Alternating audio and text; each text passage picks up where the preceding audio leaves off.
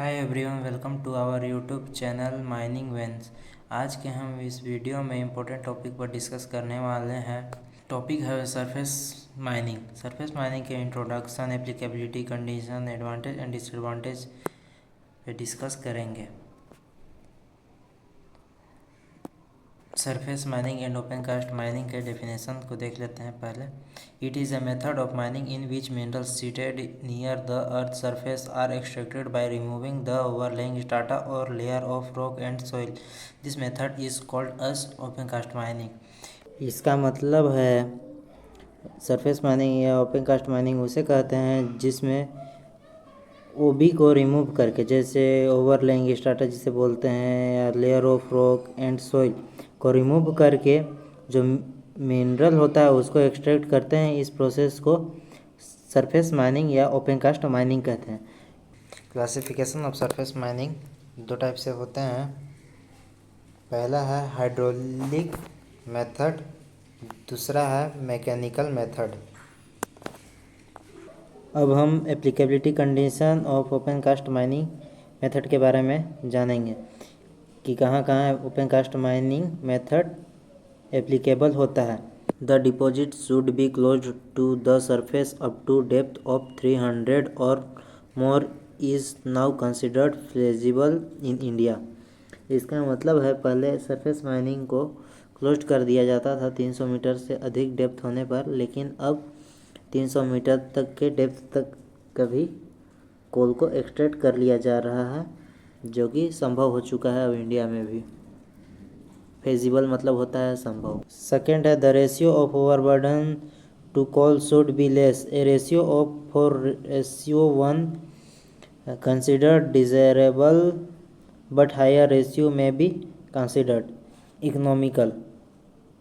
इसका मतलब है कि ओवरबर्डन और कोल का रेशियो 4:1 होगा तो वहाँ पे वर्किंग करना इकोनॉमिकल या फिर सूटेबल होगा सरफेस माइनिंग के लिए। थर्ड है द टोपोग्राफी शुड बी लेबल एज फर एज पॉसिबल। इसका मतलब है कि टोपोग्राफी का लेवल जितना पॉसिबल हो सके समतल होना चाहिए। फोर्थ है the coal should be of unique thickness and preferable flat to gently inclined. इसका मतलब है कि थिकनेस जो हो वो द्वितीय हो, या फिर मतलब बोले तो एक लेयर है फिर उसके बाद भी कोल का लेयर मिल सके।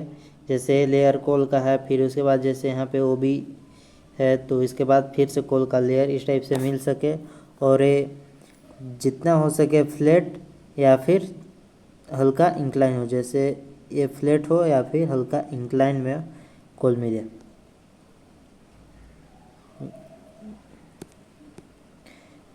फिफ्थ है there should not be excessive make of water side where aquifers are encounter create problem.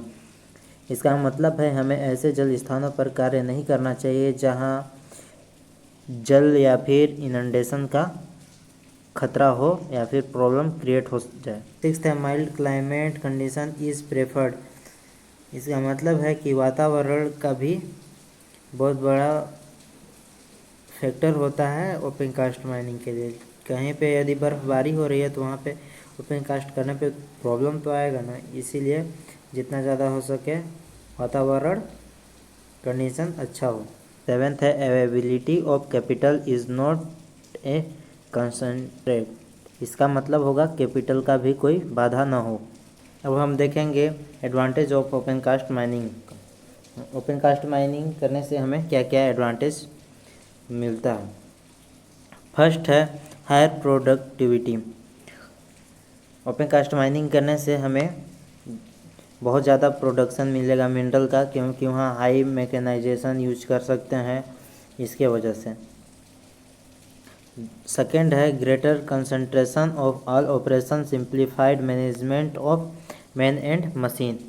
इसका मतलब है कि कंसंट्रेशन करेंगे मज़दूरों पर कि काम कर पा रहे हैं कि नहीं, या फिर जो भी पूरा ऑपरेशन हो रहा है माइंस हैं उसको अच्छे से देख सकेंगे, और फिर मैनेजमेंट करना भी आसान हो जाएगा मैन या फिर मशीन को। तीसरा है lower capital cost per annum tons of production. इसका मतलब है कि लो कॉस्ट में हम अधिक टन प्रोडक्शन कर सकेंगे सरफेस माइनिंग मेथड यूज करके। चौथा है lower operation cost.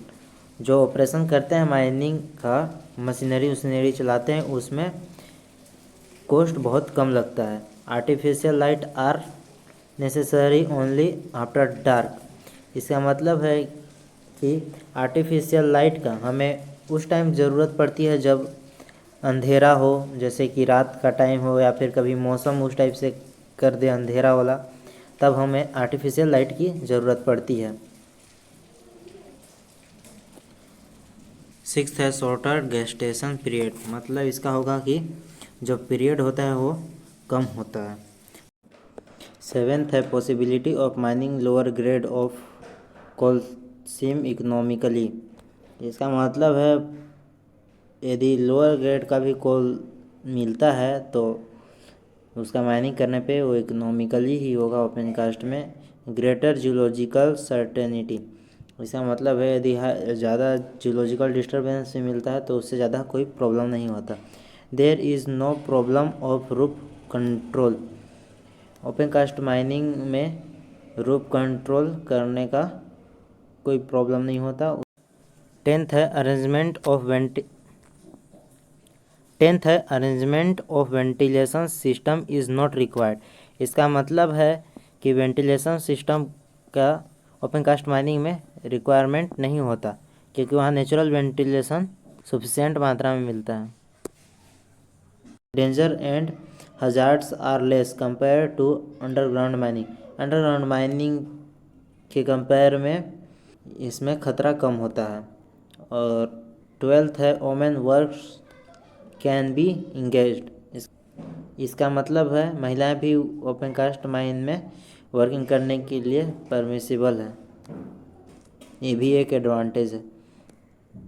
Disadvantage of open cast mining method. अब हम ओपन कास्ट माइनिंग करने से क्या क्या डिसएडवांटेज होते हैं उसके बारे में देखेंगे। Adverse effect on ecology and environment. Open cast mining करने से हमारे इन्वायरमेंट को बहुत सारा प्रॉब्लम होता है। जैसे इन्वायरमेंट में आ जाता है air pollution, water pollution, problem of noise and vibration consecutive of heavy blasting.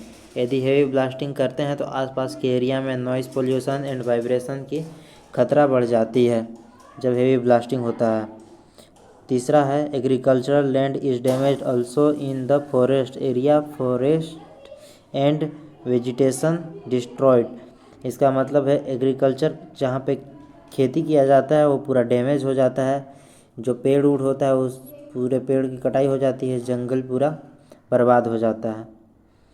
चौथा है large pool of water may be created which may cause in the source of water in underground working and push danger. मतलब है इसका जो यदि हम जहाँ पे ओपन कास्ट माइनिंग करते हैं वहाँ पे जो सोर्स ऑफ वाटर होता है वो और नीचे चला जाता है, वहाँ पे ओपन कास्ट वर्किंग करते हैं जो हमारे लिए डेंजर है। फिफ्थ है high reclamation and rehabilitation cost. Open cast working करने के बाद जब उसको लैंड रिक्लेमेशन करते हैं उसमें बहुत ज़्यादा कॉस्ट आता है। सिक्स्थ है danger induce of water from aquifers zone. इसका मतलब है कि वाटर लेवल का जो स्तर होता है वो नीचे चला जाता है। सेवेंथ है in colder region with temperature of -40 degree Celsius और so danger of accumulation of gas of CO gas in deep if the same is liable to spontaneous heating. इसका मतलब है कोल्ड रीजन में यदि -40 डिग्री सेल्सियस तक temperature हो जाता है तो accumulation of CO gas deep में सिम में मिलता है, जिससे स्पॉन्टेनियस हीटिंग खतरा होता है। Exposure to adverse climate condition work is affected by weather. इसका मतलब है ओपन कास्ट माइनिंग में वेदर से इफ़ेक्ट होता है वर्किंग में। जैसे कि यदि बारिश का टाइम है तो बारिश के टाइम में माइंस में काम करना थोड़ा पॉसिबल नहीं हो पाता, क्योंकि पानी फेस में जमा हो जाता है, या फिर जब ज़्यादा गर्मी का टाइम हो तब भी वर्किंग करने में प्रॉब्लम होता है। In some cases, very high initially investment involves risks of adoption of method। जब इनिशियली इन्वेस्ट करते हैं तो उसमें बहुत ज़्यादा कॉस्ट लगता है और रिस्क भी मेथड को यूज करने में बहुत ज़्यादा होता है। Thanks for watching my video.